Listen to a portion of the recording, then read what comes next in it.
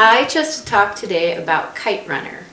The reason why I chose it is because after going to the website and seeing all the copious books that were banned, it was one that struck me as being very powerful personally, and then one that I was very surprised it was on the list.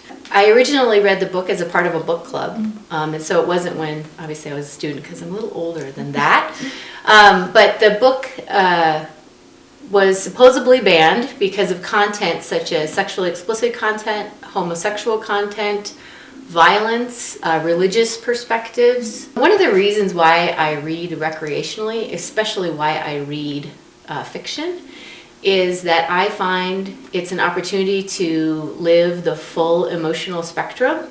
I like that words can provoke emotion, and it's a private relationship with that emotion that I don't necessarily get to live in public. Feeling things deeply, and also the full extent of happiness all the way to the deepest sorrow. The only thing that's come close to provoking that in me is experiences in my own life, which, whether it's having a child who you have the greatest stress about and fear for and sadness when they're sad, or the amount of joy you feel by experiencing your child. So I feel I get a lot of that sort of transferable opportunity through books. And this is one of those that it really touches every emotion, even ones that you haven't accessed in a long time.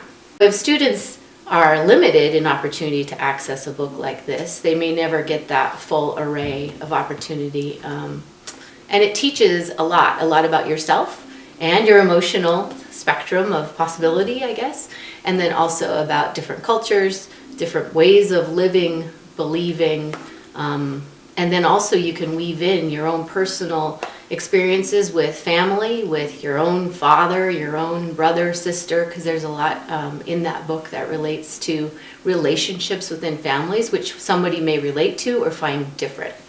It really surprised me that we would be censoring students' access to these pieces of work. And so I don't think it's right, and I don't think that